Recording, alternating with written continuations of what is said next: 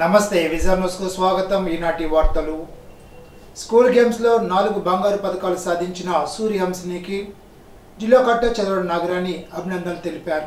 ఆదివారం collector camp కార్యాలయంలో జిల్లా కలెక్టర్ నాగరాణిని మాదాల సూర్యహంసిని కలుసుకుని గుజరాత్ లో ఈ నెల 10 నుంచి 12 వరకు school game federation of India ఆధ్వర్యంలో నిర్వహించిన 68వ నేషనల్ స్కూల్ గేమ్స్ లో 4 బంగారు పతకాలు సాధించినట్లు తెలిపింది.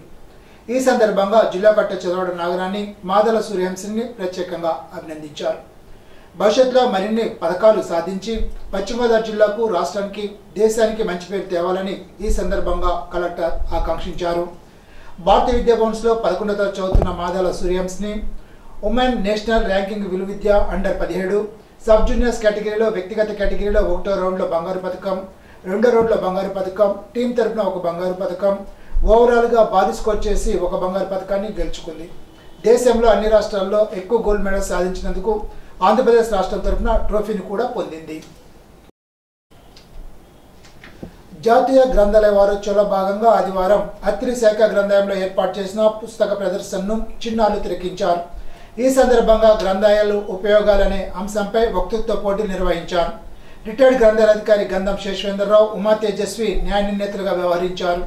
కార్యక్రమంలో గ్రంథాలయాధికారి డి కృష్ణారావు, కమిటీ సభ్యులు ఎం శ్రీదేవి, డి నాగేంద్రవర్మ, విద్యార్థులు పాల్గొన్నారు. అత్తిరి సంత మార్కెట్ సెంటర్లో శ్రీ షిరిడి సాయిబాబా వారి వార్షిక మహోత్సవాలు ఆదివారం నుండి ఘనంగా ప్రారంభమయ్యాయి. ఉదయం శ్రీ షిరిడి సాయిబాబాను ప్రతిష్ఠించి ప్రత్యేక పూజలు జరిపారు. అధిక సంఖ్యలో భక్తులు హాజరై బాబా వారిని దర్శించుకున్నారు. ఈ నెల 19న శ్రీ షిరిడి సాయిబాబా వారి ఊరేగింపు, 25న అఖండ అన్న సమారాధన కార్యక్రమాన్ని నిర్వహిస్తున్నట్లు ఉత్సవ కమిటీ నిర్వాహకులు తెలిపారు. అత్తిలి నాయి బ్రాహ్మణ సేవా సంఘ ఆధ్వర్యంలో ఈ ఉత్సవాలు నిర్వహిస్తున్నారు. కార్యక్రమంలో నాయి బ్రాహ్మణ సేవా సంఘ అధ్యక్షులు సీతాంబరం, ఉపాధ్యక్షులు కొడవర్తి సురేష్, కార్యదర్శి అయినపతి వెంకటేష్, కోశాధికారి పోలవరపు కుమార్, సహాయదారులు లంకా బంగారయ్య తదితరులు పాల్గొన్నారు. కార్తీక మాసం సందర్భంగా అత్తిలి మండలం ఆర్విల్లిలో వేంచేసి ఉన్న శ్రీదేవి భూదేవి సమేత శ్రీ వెంకటేశ్వర స్వామివారి ఆలయం వద్ద ఆదివారం కార్తీక వన సమారాధన జరిపారు. పరిసర ప్రాంతాల నుండి పెద్ద సంఖ్యలో భక్తులు హాజరై స్వామివారిని దర్శించుకుని వన భోజనాలు చేశారు. కార్యక్రమంలో ఆలయ కమిటీ చైర్మన్ వీర అమ్మిరెడ్డి, కమిటీ సభ్యులు పాల్గొన్నారు. ఆరవిల్లిలో గల శ్రీ ఉమా సోమేశ్వర స్వామివారికి ఆదివారం విశేష పూజలు జరిపారు. ఉదయం పంచామృతాలు, పండరసాలతో శ్రీ స్వామివారికి అభిషేకం, అన్నాభిషేకం చేశారు. అమ్మవారికి సామూహిక కుంకుమ పూజలు జరిపారు. అధిక సంఖ్యలో భక్తులు హాజరై శ్రీ స్వామివారిని దర్శించుకున్నారు.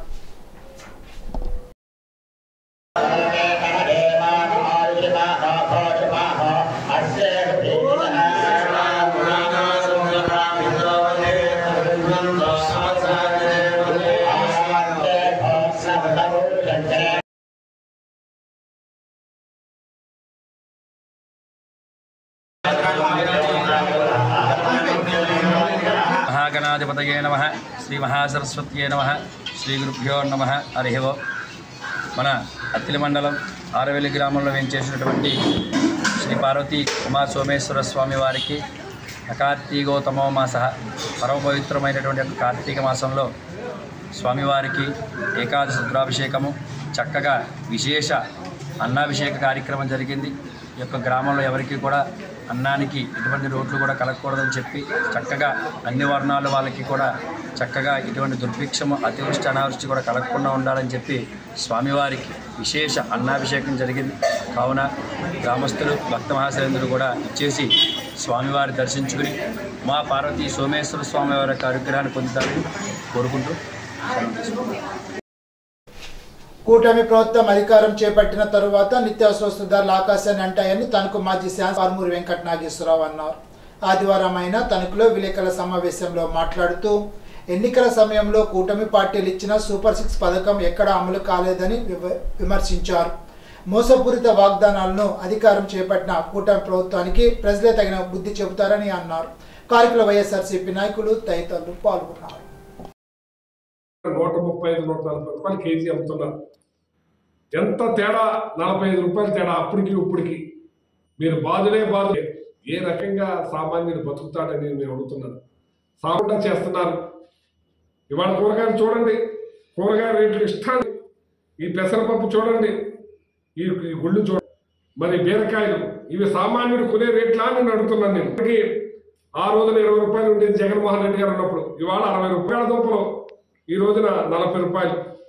వంకాయలు 20. ఎట్లా మీరు ఏ రకంగా సామాన్యుడు బతుకుతారు? బీరకాయలు 25 రూపాయలు 60 రూపాయలు అమ్ముతున్నారంటే సామాన్యులు 170 రూపాయలు ఉంటే చికెన్ కూడా ఇవాళ 250 రూపాయలు కేజీ అయిపోయి సామాన్యుడిని బతకనిచ్చేటట్టుగా ఉన్నారా అని నేను అడుగుతున్నాను. నేను మిర్చి చూడండి, మిర్చి 25-30 రూపాయలు ఉండేది 50 రూపాయలు కేజీ మిర్చి. ఉల్లిపాయలు 70.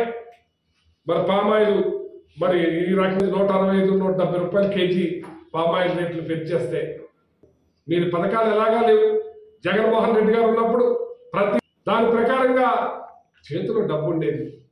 ఇవాళ వ్యాపారం మీ కూటమి వచ్చిన తర్వాత మనీ రొటేషన్ లేకుండా కొనుగోలు శక్తి ఆంధ్రప్రదేశ్ లో నెంబర్ 1గా ఉండేది. ఆంధ్రప్రదేశ్ కానీ మీ పుణ్యమాంటి సంపద సృష్టిస్తానంటే చదువుల్లో కేరళ మరి జగన్మోహన్ రెడ్డి గారు ఉన్నప్పుడు చదువులు నెంబర్ 1లో.